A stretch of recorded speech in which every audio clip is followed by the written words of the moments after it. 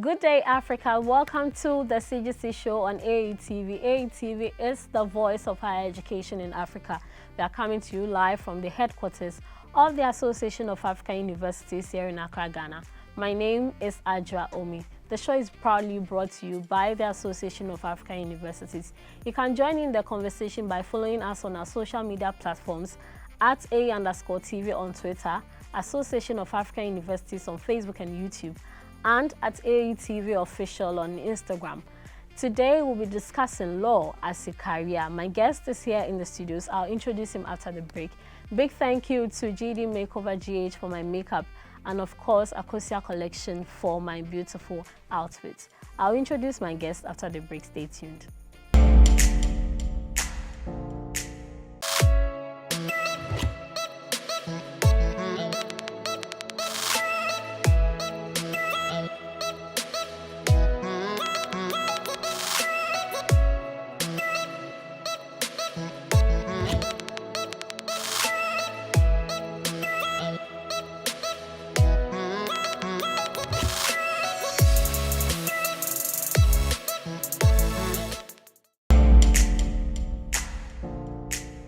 Welcome back. If you just tuned in, you are watching the CGC show on AETV, and AETV is the voice of higher education. Today we'll be discussing legal practice or law as a career. My guest is in the person of Benjamin Tachie Antiedu. Let me give you a brief about him. He's worked, he has over 15 years, almost 15 years of experience. He's been engaged in the provision of administrative and legal services to legal committees of Parliament of Ghana. In the course of his duties, he's had a course to advise parliamentary committees on legislative drafting and parliamentary practice and procedures. Not only is he that, he's also interested in corporate practice, oil and gas, matrimonial courses, legal drafting, and legislative drafting. Apart from all of those things that I've mentioned, he is the author of Reading the Law, which gives us in-depth, very deep processes on how one will be able to become a lawyer. He will talk to the book during the conversation. So let me give you the chance to introduce yourself proper. Okay. I mentioned your name. You're an Esquire, actually. Yes. Benjamin Tachie Antiedu. Yes. And then whatever introduction you want to give to. So a little about 40 years. Mm-hmm. My background, I started studying land economy at my tertiary level. I think that is what is important now. I did land economy. Land economy is one of the areas where you look at the best and the highest use that our lands can be put. You know, land is a fixed asset. Yeah. And then because you cannot increase it, you have to make the best use of it. So I will come back to that, but that was the stage where I developed the interest to study law at a higher level. Because for land economy, you study the constitutional law of Ghana, you study Ghana's immovable law, you study law of torts, and some aspects of law. So you do it throughout the program, and that kind of gives you the exposure about the field of the law. So from there, that was the basis of my entry into the parliamentary service of Ghana, because after school, I completed a land economy in 2003, and then in 2006, I joined the parliamentary service of Ghana, which is the administrative arm of Parliament of Ghana. Yeah. And I have been working there, and during my work, in the course of my employment in the parliamentary service, I had a long stay or work with the Subsidiary Legislation Committee of the House. And this is a committee that deals with all subsidiary legislations that come before the House. If you look at Article 11.7 of our Constitution, subsidiary legislations, irrespective of the sector that they come from, they all have to go through this committee. So at least at that committee, you are exposed to everything, all sectors, being education, oil and gas, power, every aspect of our nation. So, and it's purely legal. So that further topped the desire for me to study law.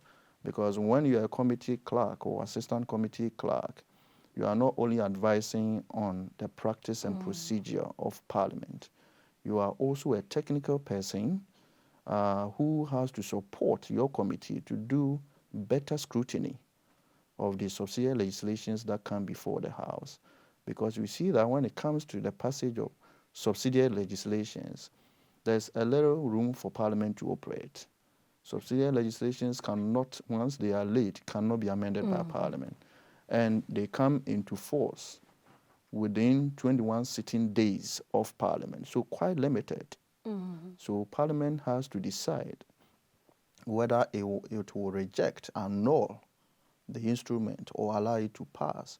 If Parliament does nothing, then by negative resolution, it comes into law. And you see that I have a lot of passion for subsidiary legislations because that is what touches us closely. I always cite the example of the power given to our Electoral Commission, the Electoral Commission of Ghana, where the commission is empowered to make regulations for registration of voters, for even the conduct of voting, at elections. So these are very powerful powers given. And so, for example, if they determine that everybody has to go to the last village in Ghana, in the northern region, to register, is that not going to impact on your right to vote? Okay, and that is the point where we have to be very vigilant. We have to be very active in the process so that we make sure that whatever comes out will be effective and will serve the purposes of the Constitution. So having worked there at the Subsidiary Legislation Committee for some time, it dawned on me that the time, that was somewhere in 2011, the time has come for me to start my legal education journey. Okay. And because I had the introduction at the first degree level far back in 2003. So having worked in Parliament for 5 years, then it became so, it dawned on me that that step was, due to be taken. And that is when I decided to go to the law school. And I joined the Gempa Faculty of Law. Okay. At that time, we had Professor Kwame Frimpong, as the founding dean. It had just been established. I think it was somewhere in 2009 or so. It was a young law faculty. And we had brilliant young lecturers who have been even a product of, the KNUST Faculty of Law. So they were quite young. Now he's a doctor. I remember Dr. Isidore, and then lawyer Asunaba Dapa, all of them teaching, Akapami, and some other law lecturers, very energetic, and they were very formidable in their work, and they actually impacted a lot. So from there, definitely this course was also introduced us to the journey to the bar. Okay, in fact, this book earlier was titled Journey to the Bar. Okay. But because of the expansion that later thoughts brought to bear, we had to expand the scope. So from definitely I was able to go through the LLB level at Gempa Faculty of Law, and so that was in 2014. So the same year we had to write the entrance exam to the Ghana School of Law, the professional level where you are trained to be a professional legal practitioner. Okay. And people don't get that one. At the professional level, you are only taught how to litigate before the courts and some aspect of ADL, which allows for out-of-court, resolution of disputes. Okay, so the entrance exam, it was so hectic because you're going to sit about 8 papers at a go, one paper covering about 8 subjects. Okay, so That's you can see a lot. And then you have 2 parts of it. You have MCQs. We used to be about 20. What's MCQs? Multiple choice. Okay. Where you are given Multiple options and then you choose. and then there were an aspect of actually a legal problem that you have to analyze. So cumulatively, at that time we didn't even have the current formula they've adopted. They would just look at if they want to admit, say, 500, there used to be some conventional numbers that were taken over years. So if they were taking 250 at a time, I think at what time we had 250 over a period. So they were taking 250. So the first 250 you go through, and it was that simplistic. But before that, you have to also participate in a very competitive interview where they ask about other aspects, just to make sure that you are well composed to do the next level of the legal education. So I went through that also. So again, admission the same year, 2014, and by 2016, I was called to the bar. And having been called to the bar, our law requires, that's Act 32, the Legal Profession Act. That is the law that regulates how you can join the profession and how you're supposed to conduct yourself, your entitlements as a lawyer, what you can do and you cannot do. So in Ghana, when you are called to the bar, you're entitled to practice as a solicitor and as a barrister. We'll get to go into what these descriptions are. Yes, but you can see that this is unique, and it's unlike the UK one where we borrowed a lot from. They have specific training for solicitors and another distinct training for barristers. Barristers are the ones who go to court, appear before court, and represent parties, their clients, okay, and then in dealing with some legal matters. And there is a place in the court that is called the bar of the court. In fact, that is where lawyers sit, and that is where the name barristers are coming from. But solicitors are the ones who do all other legal work apart from appearing before court. Okay, so here you do both. And interestingly, even the title of the license you have to obtain before you can practice as a lawyer is called a solicitor's license. And some have argued whether it's only dealing with your aspect as a solicitor or both. But I'm sure that in practice and in law, we have understood that it covers the two. So cutting, maybe speeding up on the profile. So from the law school, then I had to do my pupillage.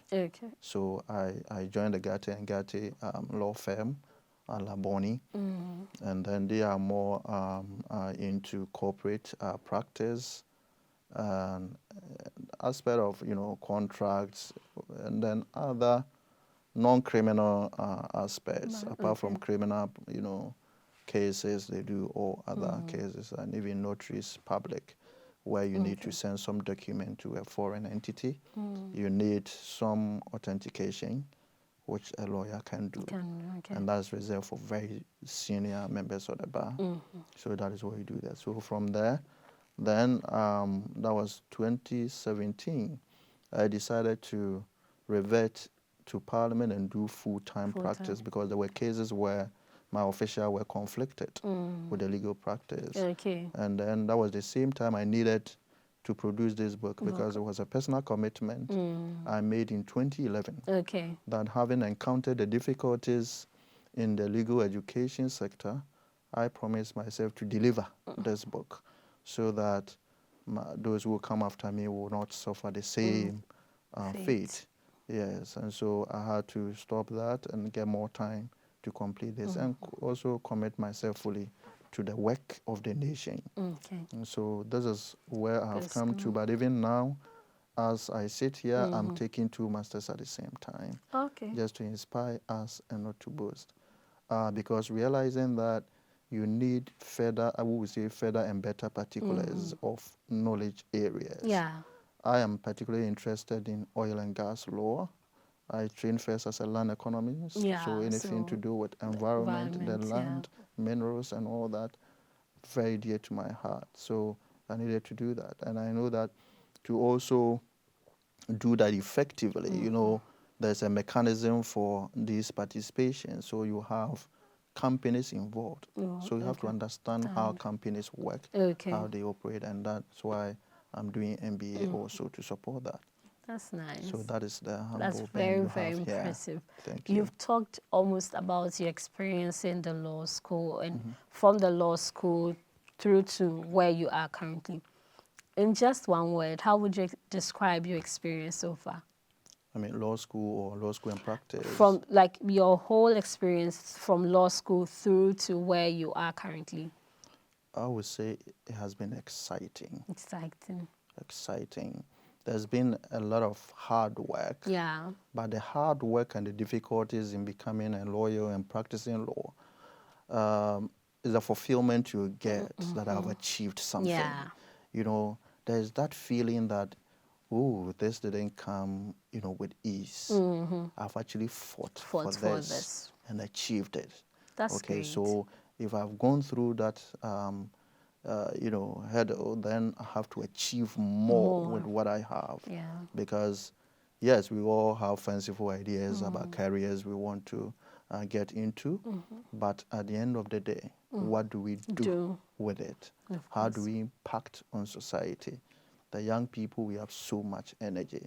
There's time for preparation. Yeah. And that is where we need to choose our careers carefully, so that we don't get back and you feel like, oh, this looks nicer, let me go there. Oh, this is not even my interest. We can't play with our time. Time and tide wait for no man. Of course. We can't experiment for long. Okay. Let's come down to our discussion for today. When we talk about law or legal practice, or when we say reading law, what does it entail? At the undergraduate level, I mean. Okay. So law, as the name implies, I have said on some platforms that law is so close to us as human beings at the time that we decided to live in societies. So I have said that law, we are born into it. We are born into law. We live within the law, and we even die within the law. Because remember that if you want to take your life and you don't succeed, you commit an offense of attempted suicide. So that is how ubiquitous law is. So laws, we're talking about regulations that regulate or control human conduct, our activities, you know, within society. General, So definitely that is the scope you're talking about. So talking about legal studies, then that is the subject. So when you go to the law school, you'll be taught some fundamental subjects. So you go to the law faculty, a tertiary institution, a university that has been accredited to offer law, or that has a law faculty. Definitely that's the institution you must attend, and there you're going to be taught law. And law is one subject, is one field of study, but for ease of understanding and application, it has been broken down into so many parts. We call them branches of law. So you've heard about law of contract. You have heard about criminal law. You have heard about law of tort, commercial law, oil and gas law. You know, law almost on everything. And the name is descriptive, you know, because every aspect of our, you know, life is regulated by law. So that the one that deals with our contractual relations, how we get into agreements with people, law of contract. How do we even govern our state, our nation? What are the rules to observe and all that is constitutional law? How do we deal with conducts that are injurious to other people? Then either we criminalize it, we make a law and say this is a criminal conduct, and then the punishment provided, that is criminal law. Then we find that there are other things that affect us, other our persons or our property or even our reputation, but they are not criminal, but they have the effect of hurting us, and that is the scope of law of tort. Okay, so you have commercial law, for example, it talks about more of commerce, the rules that govern that industry, and you know that is a very technical industry, specialized, has developed its own rules. So the rules generally are applied are more relaxed there, and then the professional usage there is mostly applied. So you have law on so many you do to the extent of even dealing with international law. What is the relationship between international law and your municipal law? How treaties that Ghana enters into applies within Ghana?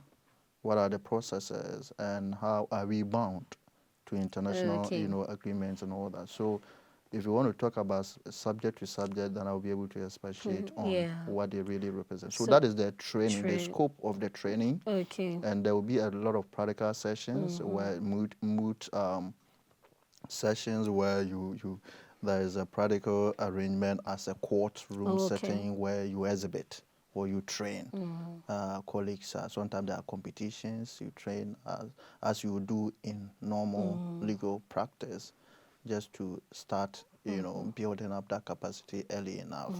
So, but at the LLB level, it's all about substantive law. The law on specific aspect of human life and activity. So there are areas of specialization in law. There are a few areas that you can specialize in terms of elective areas, but they are not specializations as such. That is one of the myths that I have to deal with. Law, you do general subjects. You cover all aspects of law and go and do with the procedural law at the professional level. You don't do any specialization. When you are a lawyer and you want to specialize, then you do that. Okay. That is how it is structured. I would want you to go deeper, giving us the step-by-step ways in which one can become a lawyer, from the graduate school through to when someone or a person is called like a professional lawyer. I'll make you do that after the break. Don't go anywhere. We'll be right back.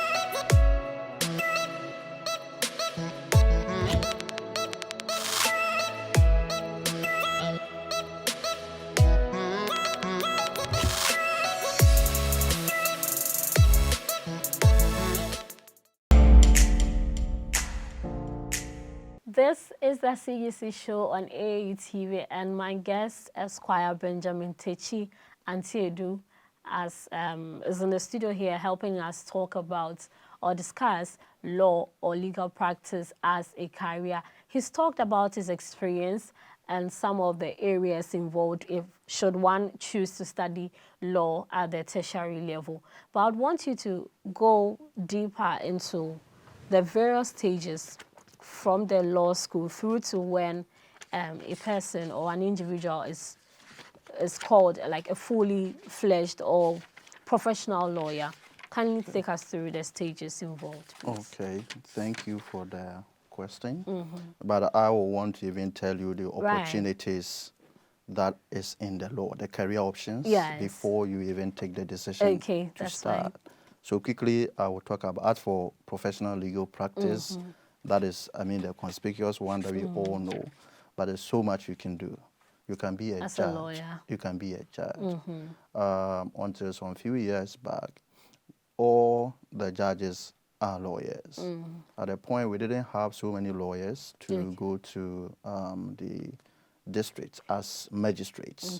That's why some graduates were trained over a short period, and they were appointed career magistrates.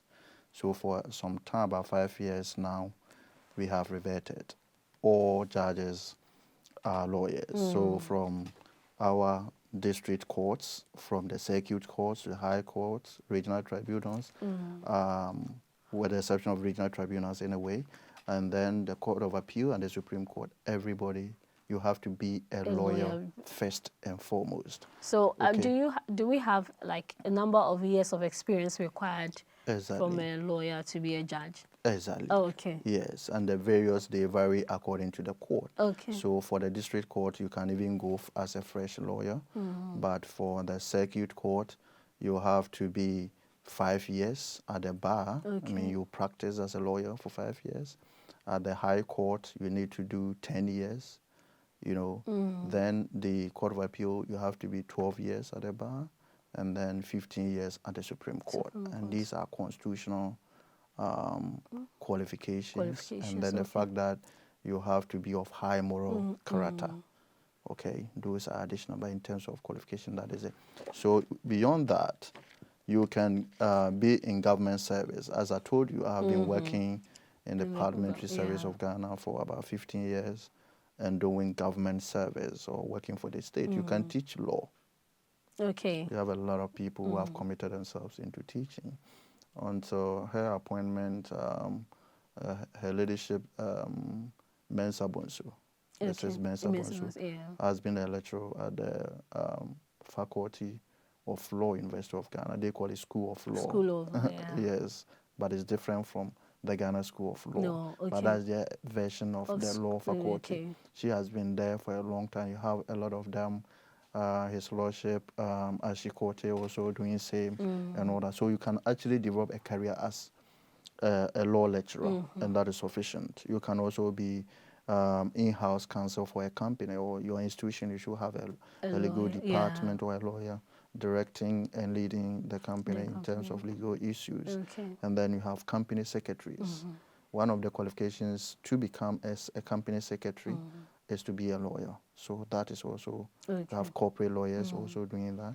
And then you can even see lawyers in politics. A lot of lawyers, you know, our information minister is a lawyer. We're called at the same time, and then that's what he's doing. A lot of people also do ADL. What's ADL? Alternative dispute resolution. Okay. Or mechanisms that are used to resolve disputes apart from the courts. Okay, that is it. So you have people going into mediation, arbitration.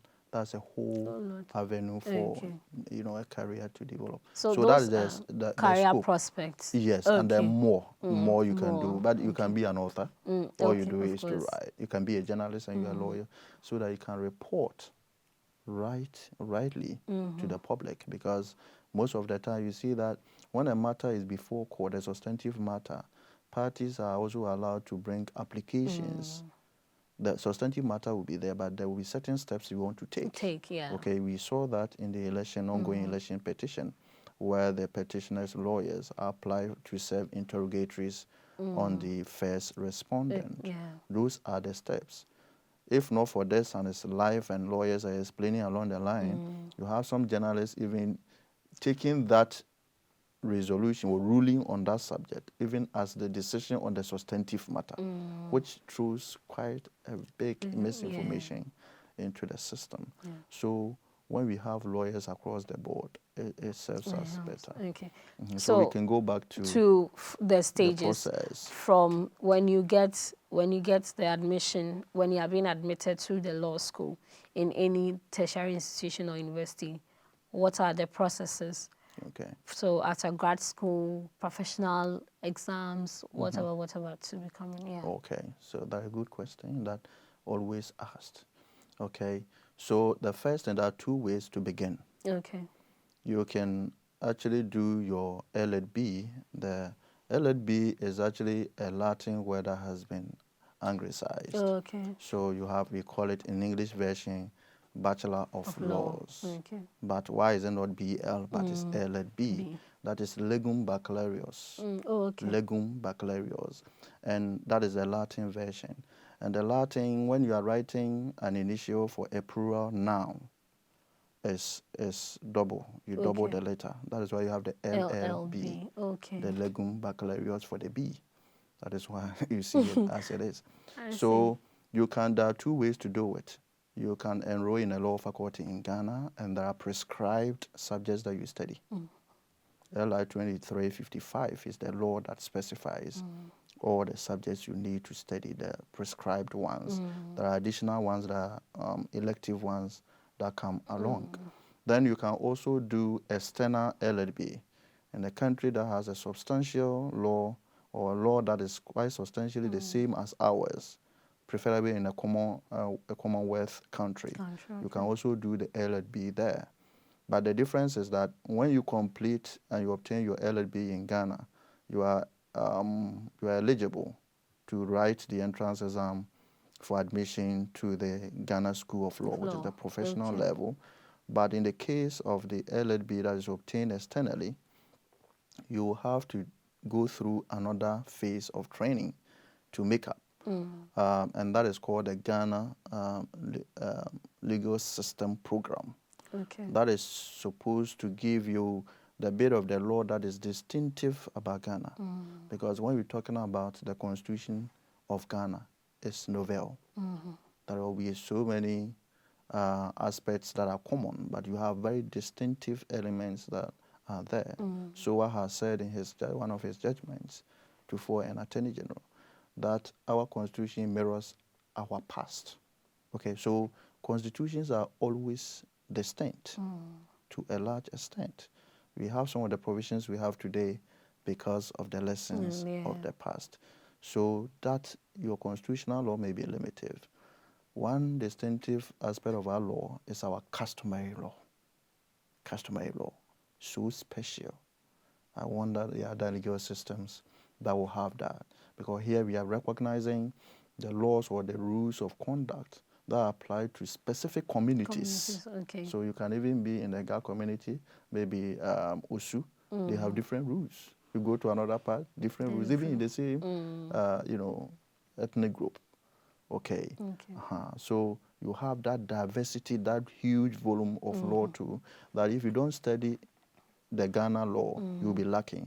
So the Ghana Legal System Program is supposed to fill you in with these specialities, and then you'll be at the same level as any holder of LLB. So after you do that after your LLB? Yes, you do that just to qualify you or place you at the same level as those who did the LLB in Ghana. The LLB is just a first degree in law. Okay, so some of the law faculties actually have different streams where they admit students or graduates from the senior high secondary school, and then mostly they also have the postgraduate entry level there. They are not missed, but you can do it. And then talking about the subjects you need to, the required subjects, is quite open. Particularly if you go as a postgraduate student, you can do anything and then go through. Because you have been exposed to some areas of knowledge, and the law. You see, there are rules that govern almost everything we do. So even if you're an engineer, your knowledge is even necessary there. So there's no limitation. But of course, the SS, I'm sure, will be some limitation because if you're purely a science student, I wonder but I won't be surprised if it's allowed, because at the end of the day, it's about law, it's about every field. Okay. So after the legal system study, you do your professional. Yeah. So after the LLB, you have gone to a tertiary institution, you have acquired your Bachelor of Laws degree. Then you need to go to Ghana School of Law. Our legal education has been structured at 2 levels. The first degree in law and then the professional law course. Okay, so when you are done, now we have a system of entrance exam. We have only one school of law with, say, about 2 more campuses. So it's not able to admit all LLB graduates. So there's an entrance examination mechanism that is used.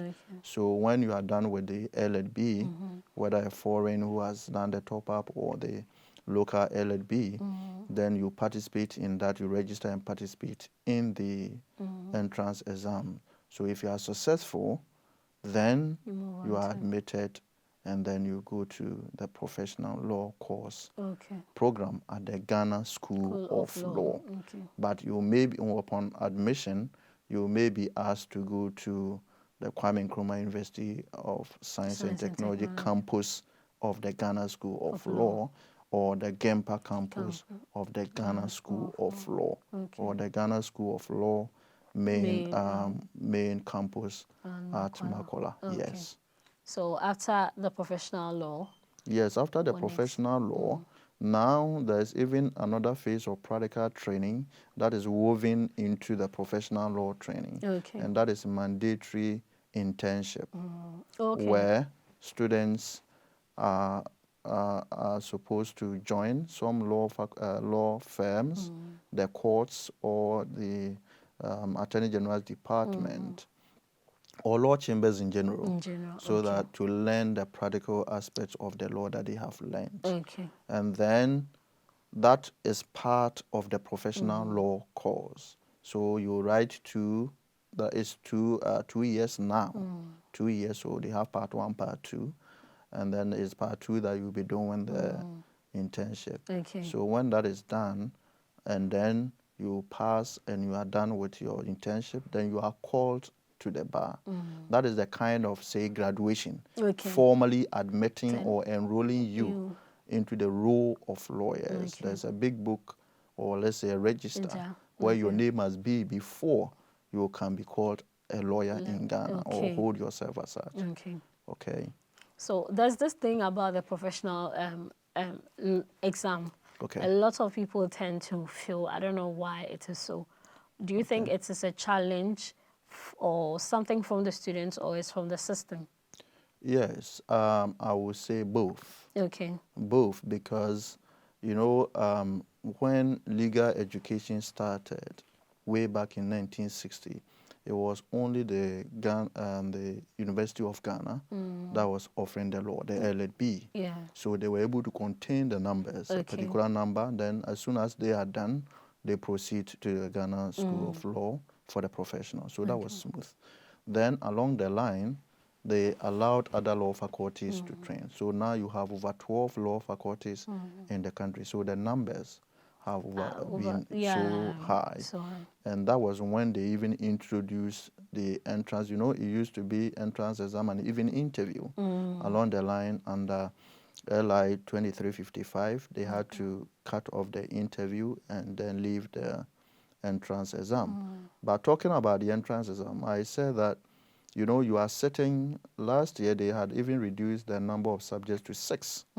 Okay, but sitting 6 subjects on, you know, at one spot can be so grudging. Yeah. And, you know, not everybody can do that. And then also the way you are also taught at the faculties, a different standard is required of you. Yeah. Because at the entrance exam, you have judges who are going to mark your script. You have practicing lawyers who are going to mark your script. And they expect a certain kind of learning to show. Okay. Meanwhile, you have been taught at the LLB level, maybe at different law faculties, at different standards. So you see that there may be challenges. We don't have common assessment. Yes. So wherever you complete, you are entitled to write. So you have faculties that are not doing well.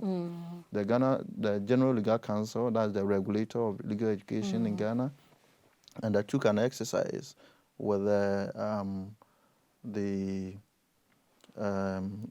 institution that deals with that regulates tertiary National Accreditation Board. Okay.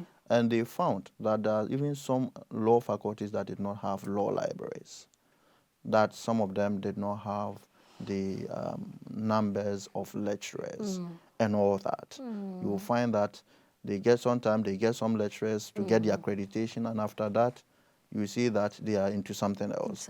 So preparation is also part of the problem. Okay. Then also the physician about reducing the numbers definitely will also have a problem with the system.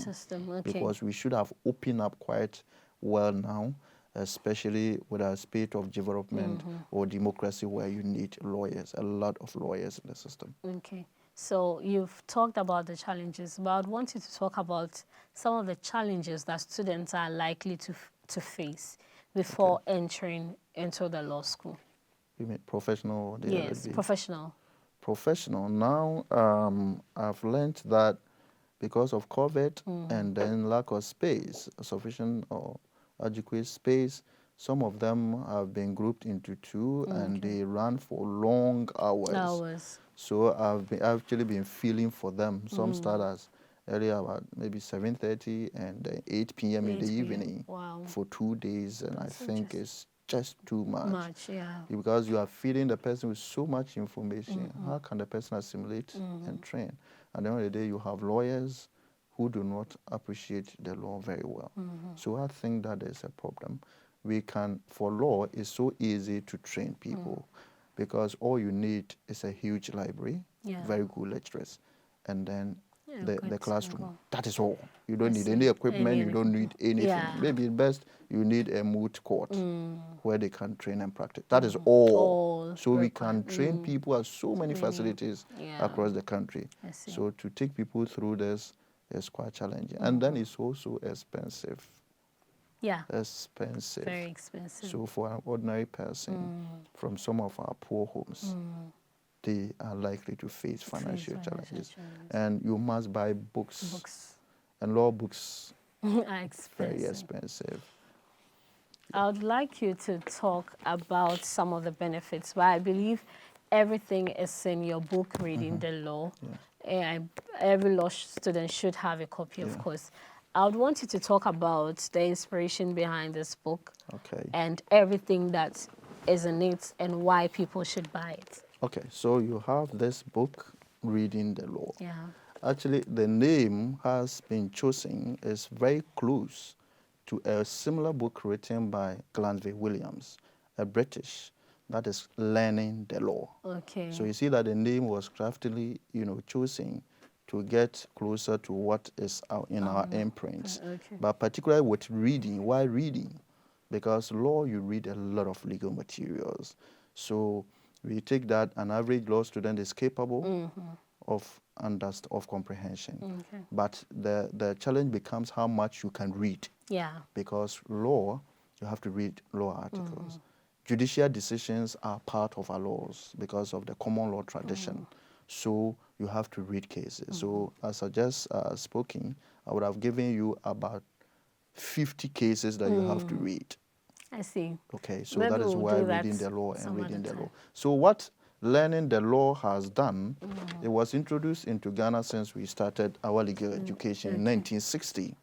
Okay, but that book is a very good book. It tells you it directs you how to study the law, some of the basic things you need to know about. If you are talking about cases, when you are reading a case, what do you look for? If you are, answering a law questions, how do you go about it? And then, of course, because it's written within the English legal system context, there are some of the parts that do not apply to Ghana. Okay. Okay. Because if you pick the courts, the judicial structure, you have county courts, you have crown courts. We don't have them in Ghana. So why do you expose your student to a foreign knowledge that is inapplicable, only to be redirected? So that is why. And then also, apart from that, the book doesn't give you so much going forward. It's a little limited because it doesn't tell you how you are going to study the subjects. Okay. But so I sat down when I was struggling initially. When you start, you will struggle. Unless you've been exposed to law, maybe you have a relative, a parent who is a lawyer, and then you know how the whole thing plays out. Or for some reason, maybe your work entails a judicial affairs or function. So apart from that, you will struggle because you just go, they start the subject, and cases are pouring left and right, and you are confused. Is that what I asked for? Okay. So you need guidance, and that guidance was not so much in that book. Which, though in another context, in the UK context, it might be excellent book. So that is where it dawned on me that no, we need to change this, make it more suitable for ourselves, and very, very comprehensive. Comprehensive. So what I've done is that this book contains 4 parts. Actually, part 1 gives you the basics that is more like a replication of what is in the Learning the Law by Glanville Williams. Okay. Mine has just been compressed into 1 part, and then I give you how you study law. Okay. And how you study law is simple. I've recommended, a model that you read before you go for lectures. If you don't do that, you'll be in class and just looking for cases to be spelled for you, instead of focusing and following on the legal principles that are being espoused. Okay. And so And then in class, you're able to follow and ask very intelligent questions to elucidate better understanding. And then even after lectures, then you can prepare a very good notes, a summarized one that will guide you for further studies, because it's not all the time that you can go back to huge textbooks and read. Okay, so that is the first part. The second part is where I've actually done summaries of all the core subjects. So you pick law of contract. I want students to learn law in a very interesting. Exciting way. So after having done law of contract, you should be able to sit there and say that, oh, so contract is all about contracts. It's about agreements, agreements that we enter daily. I had some agreement before I came here. Okay. If there was a commercial value to it, that can be a contract, of which if I default in the performance, that can lead to some legal consequence. So from the time you form a contract, how you perform it, to the time of discharge, and then if there's any breach, any remedy that must follow. You see, so you see that I've learned contract law and I can have the picture. So if you read it that way, then it's easy to learn. But if you learn them by topics, you don't know where they fall. It will be difficult. Like I said earlier, law is like one ball, a football, which has small segments, which are distinct. So it is those segments that come together to form the one subject, law. So at the end of the day, when you have done all your legal studies, you should be able to bring all the parts to form that law. So when you are studying law, there are so many temptations to say, oh, this case was wrongly decided, because you have only one aspect of the law. Okay. Okay. You see. I see. So that's what I've done. And quickly, let me add the third part. So the part 3 is where I've said that this book is dedicated to the LLB, just to expose students and guide. But they need to have some understanding of the professional law subjects. So I have civil procedure, criminal procedure, law of evidence and interpretation. Also summarized there, just an introduction, so that when you read cases or legal materials, you can understand. Then there's a last part where I was just having an encounter with a professor of law, and he was saying that law has its own language, just like other specialized professions. So that language should be learned as early as possible. So we have our own dictionary. Okay. And then when we start giving you some of them, you have heard some of them. Okay. So I've given you a whole list of over 200 of them and explain in very simplified ways. I see. So that is the kind of comprehensive guidance that reading the law gives you. Should someone need a copy? How do they get a copy? Okay, so for now, I have representatives in almost all the law faculties. Most of the law faculties have approved, evaluated, approved it. So you have even the Ghana School of Law endorsing this, recommending it for law students to buy, even at the professional level. And that was a bit even shocking to me, because those were not the target. The target is even at the beginning, but because of the professional subject, they found it useful. University of Ghana has evaluated the board copies for the library. And there you have UCC, University of Cape Coast Law Faculty. They have even bought a lot for their law faculty library and the main library. You have Wisconsin University College. They have also bought copies for their library, and it's a recommended textbook. So the list goes on. Kwame Nkrumah University of Science and Technology. There's even a university in Sunyani, University of Sciences, and it's a Catholic university. They have law faculty, and so many. So it has become the book that every law student must have, every lawyer must have, every paralegal must have. Even there are some programs that are not even specific law. You have land economy, my own basis, where I said you do a lot of law. Even you have architecture, you have building technology, you have so many MBA, for example. You do business law. Business law is a number of law subjects combined. So you have company law in there, you have law of contract in there, you have constitutional law in there. So when you get this book, it's like every legal question, guidance you need, you have it there. I think we would need to call you back again for an in-depth interview on your book. That would be But great. if anyone needs the copy, you can just come to the Association of African Universities here in Accra, Ghana, and we will direct you to the Arthur Benjamin. Thank you so much for joining us. I'm most Thank grateful. you. Thank you so Thanks much the for your time. opportunity. I have lots of questions to ask you, but time wouldn't permit me, and so I think we'll do another interview another time. Thank you so much for joining us. Thank you too for tuning in. If today is or what's the first time for tuning in on the CGC show, we discussed law as a career, and as time goes on, we'll be talking about a whole lot of careers. If you have any questions, any suggestions, you can send them via our social media platforms at AU_TV on Twitter, Association of African Universities on Facebook and YouTube, and AAU TV Official on Instagram.